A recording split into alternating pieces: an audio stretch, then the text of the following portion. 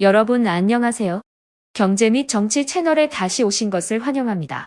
오늘 영상에서는 한국 방위 산업이 독일의 큰 도전에 어떻게 직면하고 있는지에 대해 논의할 것입니다. 독일은 뛰어난 경쟁력을 갖춘 강력한 유럽 국가입니다. 독일의 행동은 한국뿐 아니라 호주에도 영향을 미쳤습니다. 호주는 매우 어려운 선택에 직면했습니다. 또한 호주가 한국과의 지원과 협력을 갖지 못한 결과에 대해 살펴보겠습니다. 경제 및 정치 상황에 대한 최신 정보를 업데이트하려면 공유를 클릭하고 채널을 구독하십시오. 다음은 영상 내용입니다. 중요한 전환점에서 한국의 방위산업은 강력한 유럽 국가인 독일의 대적으로 큰 도전을 직면하고 있습니다. 독일 뒤에 호주와의 거대한 계약에 갑작스럽게 시행한 듯 한국이 시장과 일자리를 잃은 악몽이 현실로 형성되고 있습니다. 이전에 한국은 호주와 전차 프로젝트를 계속 수행할 수 있기를 기대하고 있었습니다만 모든 유리한 위치가 빠르게 반전되었습니다. 레드백 전략에 강하게 기대한 한국은 이 프로젝트를 확장하는 계획까지 세우게 되었습니다. 그러나 독일의 전투 차량이 나타나면서 상황이 완전히 바뀌게 되었습니다. 지난달 독일은 호주와 합의하여 레드백 전차 생산의 전량을 구매했습니다. 게다가 독일은 호주 국방부 요구량보다 210대 이상의 장갑차를 더 구매할 수 있다고 밝혔는데 이는 러시아의 전쟁으로 인한 국방 지출 증가로 인한 독일의 무기 구매 계획입니다. 이러한 조치는 독일의 이익을 가져다주며 호주 국내 일자리를 창출하며 무기 수출 계획까지 함께 조율하고 있습니다. 분명히 독일은 강력한 경쟁 움직임을 보여주었으며 한국은 현재 상황에 뒤로 밀려있는 상태로 보입니다. 이는 한국의 방위산업이 위협받고 큰 압력을 받고 있다는 느낌을 주고 있습니다. 사실 독일이 한국의 국방시장을 앞질러 나간 것은 단순히 기술과 기술력뿐만이 아닐 수 있습니다. 그 원인 중 일부는 독일의 지정무역 전략일 수 있는데 그들은 브렉시트 이후의 상황을 활용하고 국방 예산을 증가시키는 데에 있어 스마트한 방식으로 움직였기 때문입니다. 이러한 상황에서 한국은 시장 손실뿐만 아니라 국방 산업에서 중요한 국제적 협력 기회를 잃을 수 있음에 직면하고 있습니다. 일부 전문가들은 호주 시장을 잃음으로써 독일이 한국이 집중하고 있는 다른 시장에 접근하고 간섭할 수 있는 가능성에 대해 우려하고 있습니다. 하지만 모두가 실망하고 우울해할 필요는 없습니다. 이 거래에서 큰 이익을 취하는 주요 국가 중 하나인 호주는 독일과의 협력을 기쁘게 받아들이고 이 계약이 제공하는 경제적 및 국방적 이점을 높이 평가하고 있습니다. 중요한 것은 한국이 신속한 해결책을 찾아 방위산업이 심각한 영향을 받지 않도록 하고 새로운 협력 기회를 찾는 것입니다. 이 모든 것은 독일이 가져온 어려움과 도전을 극복하기 위해 결단력과 유연성이 필요합니다. 현재 전략적 전환과 파트너 관계의 확대는 한국 국방 산업의 미래 발전을 유지하기 위해 필요한 단계로 보입니다. 뜻밖의 한 걸음으로 호주 정부는 처음에 계획되었던 대로 한국이 아닌 독일에서 전투 탱크를 구매하기 위해 약 250억 호주 달러를 사용하기로 결정했습니다. 이 결정은 호주의 전투 탱크가 개선되고 시장에서 우위를 차지할 것으로 기대되기 때문에 이루어졌습니다. 하지만 사실은 독일은 호주의 프로젝트에 참여 중인 AS-21 레드백 탱크보다 뛰어난 성능을 보여주었습니다.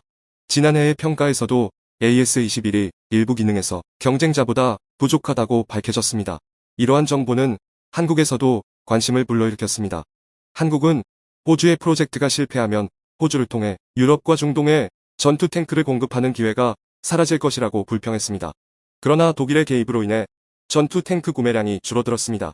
호주 국방부가 갑자기 미국의 핵잠수함을 구매하기 위해 예산이 부족하다고 발표하자 한국은 더 이상 전투 탱크를 구매할 수 없게 되었습니다. 앤서니 알바네제 호주 총리는 군사 갈등의 위험이 증가함에 따라 호주의 방어 능력을 강화하는 것이 매우 중요하다고 주장했습니다. 이를 충족시키기 위해 그는 약 900억 호주 달러에 이르는 투자로 즉시 핵잠수함을 건조하는 제안을 내놓았습니다. 이는 호주가 프랑스로부터의 디젤 잠수함 계약을 종료하고 미국과 영국으로부터 핵잠수함을 구매하도록 전환하게 됨을 의미합니다. 일본 총리도 지역의 안보 상황에 대한 우려를 표명하며 호주가 국방 예산을 강화하여 독립적인 자위 능력을 가져야 한다고 주장했습니다. 이는 태평양상에서 중국의 확장 행동을 억제하기 위해 필요한 것입니다. 이와 관련하여 호주는 솔로몬 제도와의 안보 협정을 체결하여 필요한 경우 군대를 파견하여 중국의 확장 행동을 억제할 수 있게 되었습니다. 이것은 분명히 보여주는 것은 호주의 면적은 크지만 태평양 연안 보안을 즉각적으로 보장하는 것이 매우 중요하다는 것입니다. 따라서 토지 방어에 중점을 두는 대신에 호주는 미국으로부터 핵 잠수함 투자를 결정하여 해상 군사 활동 범위를 확대하는 데 도움이 되었습니다. 호주 정부의 이러한 결정은 국가 자위 능력을 증진하고 지역 안보를 보호하는 데 중요한 한 걸음을 나아갔습니다. 독일 대신 한국으로부터 전투 탱크 구매 계획을 뒤바꾸고 핵 잠수함 한 대를 강화하는 것은 태평양 지역에서 현재 진행 중인 안보 도전에 대응하기 위한 구체적인 조치입니다. 뜻밖의 사안으로 한국과 호주 사이의 국방거래는 주목할 만한 변화를 겪고 있습니다.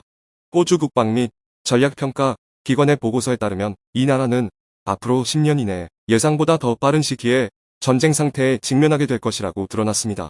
이 상황의 원인은 상당히 명확하며 동해에서 중국과의 갈등 가능성과 중국의 태평양 지역 군사 기반 확장이 그중 하나입니다. 따라서 호주는 자국의 군사 능력을 강화하기로 결정하였으며 주로 핵무기 개발에 초점을 맞추고 있습니다. 주목할 만한 정보 중 하나는 한국의 핵 프로젝트가 상당히 줄어들 것이라는 것입니다. 이 보고서는 특히 호주의 핵전 차수를 한국으로부터 450대에서 단 130대로 감축시킬 것이라고 언급합니다. 그 중에서도 K9 자주포는 약 30개로 감소하여 이 프로젝트가 중요성을 상실할 위험에 처하게 됩니다. 그러나 이로 인해 논란이 일어나고 있으며 이는 독일과 영국의 법률 영향으로 인한 혼란으로 시작된 것이라고 여러 의견이 있습니다. 호주 지역의 신문들은 현재 한국과의 전차 프로젝트 감축을 비난하고 있습니다.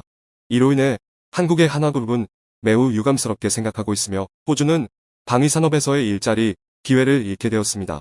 심지어 많은 분석가들은 호주가 한국 대신 독일을 선택하면서 심각한 결과를 감수해야 할 것이라고 말합니다. 그러나 한화는 여전히 호주의 상황을 변경하고 결정을 동요시키기 위해 마지막 동작을 가지고 있습니다. 그중 하나는 호주가 한화를 통해 K9용으로 강철을 주문했다는 점입니다. 이와 관련하여 이집트의 군사 언론에서는 이집트가 K9를 생산할 때 호주로부터 강철을 사용할 것이라고 보도했습니다. 한국과 호주 사이에서 K9 생산이 분산되면 주문, 수요도 증가할 것입니다. 또한 나토와 유럽이 한국의 무기 수요를 크게 보유하고 있으며 그에 포함된 것이 K9 자주포라는 점에서 호주 정부는 한화와의 뜻밖의 협정에 대해 놀랐고 기쁘게 생각했습니다. 물론 일부 사람들은 이러한 조치가 레드백 프로젝트의 성공에 필요하다고 여기는 반면 다른 일부는 호주가 등을 보내줬다고 생각하며 경계해야 한다고 제안합니다. 하지만 한화는 이러한 문제들을 해결하여 레드백을 보유하고자 한 의도를 가지고 있는 것으로 보입니다. 마지막으로 보병 전투 차량인 레드백의 수를 증가시킴으로써 글로벌 시장의 수요를 다양화할 수 있습니다. 이는 글로벌 수출 상품량이 증가함에 따라 레드백이 세계적으로 최고의 전차가 될 가능성을 보여줍니다. 더욱 유럽의 군사 대국 중 하나인 독일을 앞서는 것은 한국이 유럽 국가들에게 무기를 수출하는 것을 강화하며 미국과 함께 무기 수출 파트너로서 더 강력한 힘을 보여주는 것을 의미합니다. 이는 한화의 레드백 탱크 대량 공급에 대한 승리와 전 세계 무기 수출 기반을 구축하는 데 있어서 주목할 만한 징후입니다. 이상이 최신 소식을 여러분께 전달하고자 하는 바입니다. 시청해주셔서 감사드립니다.